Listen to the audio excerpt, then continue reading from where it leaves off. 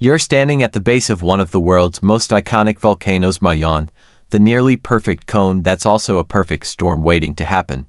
Right now, over 25,000 people have been forced to flee their homes, not because of a distant threat, but because Mayon has officially entered a dangerous new phase. The pyroclastic flows are intensifying, dome collapses are becoming more frequent, and the ground itself is sending warning signals that no one can afford to ignore. This isn't just rumbling in the distance. This is fast-moving, high-stakes chaos unfolding in real time. If you enjoyed this breakdown, don't forget to like, subscribe, and drop a comment. Your feedback helps shape what we cover next, and you being here keeps the conversation going. Thanks for watching. See you in the next one. And the threat. It's not lava rivers or ash clouds alone, it's pyroclastic flows, scorching, suffocating avalanches of gas, ash, and debris that barrel down the mountain at terrifying speeds. Entire communities are now sitting in shelters, while scientists and authorities stay locked in on sensors, cameras, and ground deformation tools to catch every warning sign before the next collapse sends another deadly surge racing through the ravines. The heart of the danger lies in something deceptively beautiful: Mayon symmetry. Its steep slopes and deep gullies aren't just geological features. They're high-speed highways for destruction. The Bonga Gully, in particular, has become the main pathway for pyroclastic flows. It's not just active, it's aggressive. And the problem? These flows give little to no warning. 1 minute the dome holds, the next, it collapses, and that split second can mean everything. What's driving this sudden escalation isn't some surprise eruption. It's the dome growth. That thick, sticky and acidic magma doesn't flow easily, it builds. Slowly, menacingly, lava piles up at the summit until the weight becomes too much. Then, gravity does its thing. The dome collapses, and the volcano unloads its fury straight down the mountain. The result? Fast, deadly pyroclastic density currents hurtling through deep ravines like they were carved for exactly this. And here's where it gets even riskier. Mayon isn't a one-gully kind of volcano. It has over 40 ravines slicing through its slopes. Sure, the Bonga Gully is active now, but if that dome collapses in a different direction, the flows could shift without warning and take a completely different path downhill. That unpredictability is what makes this situation so volatile. Every ravine is a potential danger zone, and that means even more communities are at risk. Evacuations haven't been light or optional, they've been immediate and large-scale. Authorities aren't waiting around. The minute sensors show increased seismic activity, or the dome starts shifting more than usual, the alerts go out. People pack up what little they can, and they're moved quickly. Shelters have popped up in schools, gyms, and public buildings. Families have been relocated en masse, and the danger zones, they're being expanded in real time. What's keeping this from becoming a full-blown catastrophe is the science. Every evacuation, every danger zone, every alert, it's all based on hard data. No one is guessing. Ground deformation instruments are measuring subtle shifts. Gas sensors are picking up changes in sulfur dioxide emissions. Seismic monitors are tracking the tiniest quakes, and cameras are watching the summit around the clock. If anything moves, someone knows about it. And that data is the difference between a safe evacuation and a tragedy. Right now, Mayon is operating in a controlled chaos mode. The activity is ongoing, but it's being tracked with precision. The dome is growing and collapsing, in a dangerous but semi-predictable cycle. The flows are mostly staying within known channels. But the situation is fluid, and if the activity escalates, everything could change. The danger zones, currently stretching several kilometers, could be pushed out even further to 7 or 8 kilometers if a major eruption hits. And with that comes more evacuations, more displacement, and even higher stakes. It's worth repeating, pyroclastic flows are the most dangerous part of this situation. These aren't slow lava flows you can outrun or dramatic ash plumes you can photograph from a distance. These are superheated, ground-hugging surges of gas and rock that move at freeway speeds. They're silent until they're not, and they can overrun a town in minutes. The Bonga Gully is currently acting as the main chute, but if that dome gives way in another direction, any of those 40 ravines could turn lethal. Even with the volcano's current activity, there is still a chance that Mayon could stabilize into a more manageable state. It might stay in this dome growth and collapse phase, producing small but steady pyroclastic flows that are destructive but containable. That's the best-case scenario right now. But if signs of increased magma movement, stronger seismic activity, or sudden ground inflation appear, that means the volcano's behavior is shifting, and not in a good way. That's why scientists are glued to the data. They're not waiting for dramatic explosions, they're watching for subtle changes. If you enjoyed this breakdown, don't forget to like, subscribe, and drop a comment. Your feedback helps shape what we cover next, and you being here keeps the conversation going. Thanks for watching. See you in the next one. A shift in gas emissions here, a cluster of rockfalls there, and suddenly the risk profile changes. The entire response system is built around adapting quickly. If something happens, there's no time for second guessing. The volcano doesn't care about convenience, it erupts on its own schedule. The structural makeup of Mayon makes this even harder to manage. That perfect cone shape, the deep-cut gullies, the sticky magma, it's all a recipe for instability. The lava doesn't just flow endlessly, it builds up, gets stuck, and then lets loose in sudden bursts. The very thing that makes Mayon a geological wonder also makes it a nightmare to live near. And that's where the human cost becomes clear. Over 25,000 people are living in evacuation centers right now, many with no idea when or if they'll be able to return. These aren't short-term shelters. People are sleeping in crowded gyms, living out of bags, and waiting on hourly updates to know if their homes are safe. And for some, those homes are already gone, buried or cut off by the relentless flows. But the focus remains the same: keep people safe. That means constant monitoring, fast response, and no room for error. The decisions being made aren't driven by panic, they're driven by real-time science. Every alert, every relocation, every expanded danger zone is based on what the volcano is doing in the moment. And right now, it's doing a lot. The Mayon crisis is a masterclass in disaster preparedness. It's the reminder no one wants, that nature can go from beautiful to brutal without warning.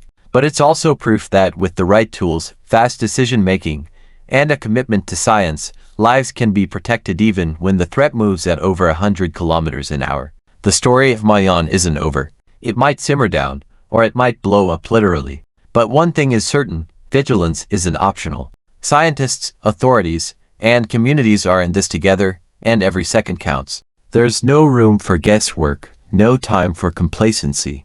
This is what it looks like when a community faces off with a mountain and meets it with data, discipline, and determination. So what do you think? Have you ever seen a natural disaster managed this closely in real time? Drop a comment, let us know your thoughts, and don't forget to like, share, and subscribe for more breakdowns of the biggest stories shaking the world, sometimes literally.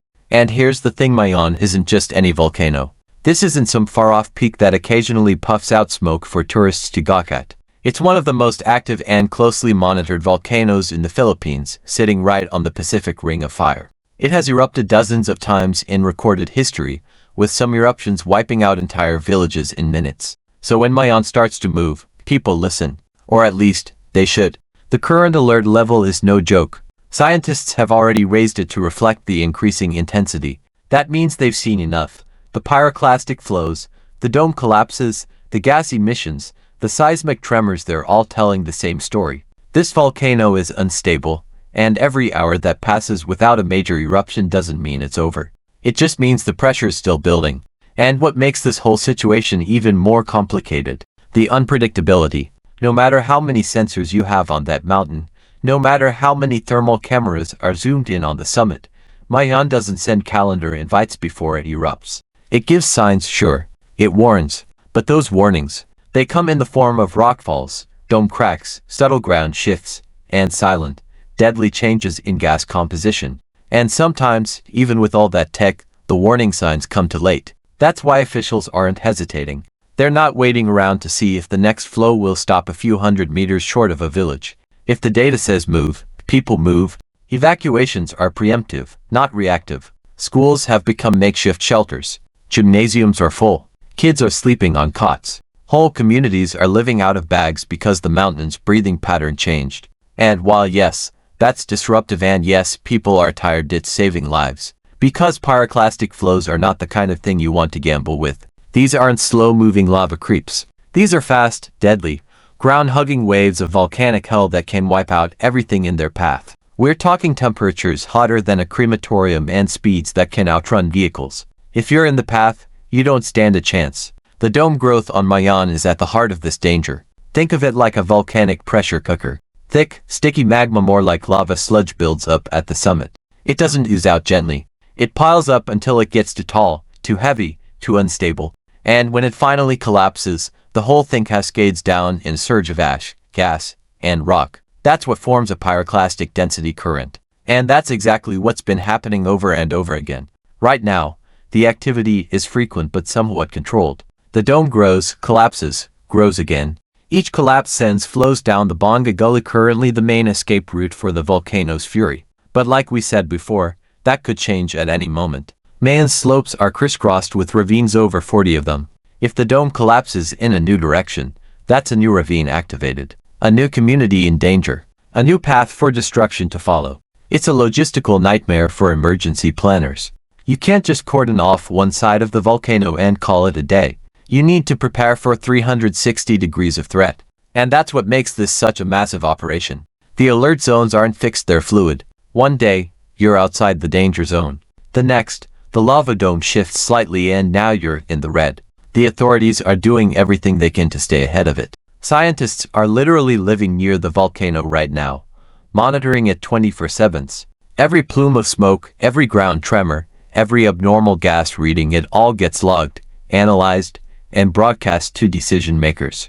It's not glamorous. It's not flashy. But this is what disaster mitigation looks like. People working around the clock to outsmart a mountain that doesn't want to be predicted. And the public, they're on edge. For many of them, this isn't the first time they've had to evacuate. Mayon has a history, and people living near it know the drill. But that doesn't make it easier. You can't just get used to being forced out of your home, not knowing what you'll come back to or if you'll come back at all. The shelters are doing their best. There's food, water, and medical help. But there's also exhaustion, uncertainty, and overcrowding. It's a temporary fix for a potentially long-term problem. Because if the volcano doesn't calm down soon, these evacuations could stretch into weeks, even months. And if it escalates, those shelters are going to need to hold a lot more people. And it's not just the lava and pyroclastic flows that pose a threat. Ashfall is already affecting areas miles away. That's not just a visibility issue, it clogs lungs, ruins crops, contaminates water. It gets into everything. Even if you're not in the direct path of destruction, you're still dealing with the fallout literally. Meanwhile, Mayon continues to puff and grumble like it's deciding whether to explode or just keep bleeding out pressure bit by bit. It's like a pressure valve that's stuck half open, dangerous in any direction. And here's what makes this even more important, not just for the Philippines, but globally. Mayon is being watched by volcanologists around the world. This crisis is a real-time case study in how to manage an escalating volcanic hazard with science-based decision-making. The tools being used here: the sensors, the gas monitors, the ground deformation trackers. This is modern volcanology in action. It's the difference between a crisis and a catastrophe. Because here's the reality: even with all our tech, we still can't stop a volcano from erupting. What we can do is stay ahead of it, react fast, evacuate faster, trust the science, even when it's inconvenient. That's what's happening right now at Mayon. And honestly, it's a reminder that preparedness isn't about panicking at every tremor, it's about being ready when the mountain says now. And that brings us to the million-peso question: what happens next? Truthfully, no one knows. The volcano could settle into a long period of dome growth and small collapses, with danger zones holding steady and life slowly adjusting. Or, it could erupt more violently, wider, louder, and more destructive than it has so far. The signs are there. The data is being watched. But this is nature we're talking about. And nature doesn't RSVP. And let's be real, this isn't just a local event. What's happening at Mayon is being followed by disaster response teams, volcanologists, and curious onlookers across the globe. Because when a volcano with this kind of destructive potential starts acting up, the ripple effects go far beyond its shadow. Flights are being rerouted. Air quality in nearby provinces is dipping. Crops are at risk. Economies stall. And for the thousands who live off the land near Mayon, this crisis is already disrupting livelihoods that were fragile to begin with. But the focus right now isn't about infrastructure damage or financial fallout. It's about keeping people alive. That's the line authorities are walking, balancing civil disruption against volcanic reality. And the only way to walk it safely. Cold, hard science. Everything hinges on what Mayon decides to do next. So far, the data suggests a high-risk but somewhat stable pattern. Magma rising, dome growing, partial collapses triggering pyroclastic flows. It's a brutal cycle, but one they can monitor. One they can respond to. But here's the kicker. That kind of pattern can shift, and when it does, it usually shifts fast. If the magma supply rate increases or a larger section of the dome collapses all at once, it could generate pyroclastic flows on a scale that the current evacuation zones might not fully cover. That's why the possibility of expanding the danger zone from 6 kilometers to 7 or 8 is still very much on the table. You don't wait until disaster hits to redraw the lines. You redraw them before the mountain makes the decision for you. What makes Mayon particularly treacherous is that it's so well known. People have grown up in its shadow. Its eruptions have shaped local memory for generations. And with that familiarity comes something dangerous: complacency. People think they've seen it all. They've lived through past eruptions. They assume that if it hasn't erupted yet, they still have time. But this is exactly the kind of mindset that scientists and local authorities are fighting against, because all it takes is one unexpected collapse, one unmonitored gully, one delay in evacuation, and the consequences are irreversible. The terrifying thing about pyroclastic flows is that they don't give you a second chance. You can't outrun them, you can't shelter from them, and you can't survive them if you're caught in their path. That's the level of urgency driving every evacuation order. And yes, that means some families have been uprooted before anything happened near them. But that's the point. You evacuate before the danger arrives, not during, not after. Meanwhile, the monitoring effort continues nonstop. It's a full-scale operation: networks of sensors, high-definition summit cameras, remote seismic feeds, gas emission trackers, teams of scientists rotating in shifts to make sure someone is always watching. Because even a 2-minute delay in interpreting the data could cost lives. And through all of it, there's this incredible tension between the silence of waiting and the possibility of eruption. Every puff of ash, every rockfall, every tremor becomes a question. Is this the big one? So if you've made it this far, you know this isn't just a natural disaster story. It's a test of systems, trust, and timing. And it's far from over. Let's keep the conversation going. Drop a comment if you've experienced something like this where you live, or just tell us what surprised you the most about how these volcanic events are managed. Hit like if you appreciate science taking the front seat, and don't forget to subscribe for more breakdowns of global chaos, corporate fails, and public meltdowns. Because whether it's a volcano or a PR disaster, we're here to track the fallout one meltdown at a time. Thanks so much for watching. If you made it all the way to the end, you're officially part of the small percentage of people who don't just click away, and that means a lot. Before you go, I'd love to hear from you. Drop a comment below and tell me your thoughts, your ideas, or even what you'd like to see next. I read every single one of them, and your feedback genuinely shapes the direction of this channel. If you enjoyed the video, tap that like button. It tells YouTube this content is worth sharing. And if you haven't already, hit subscribe and turn on notifications so you don't miss the next upload.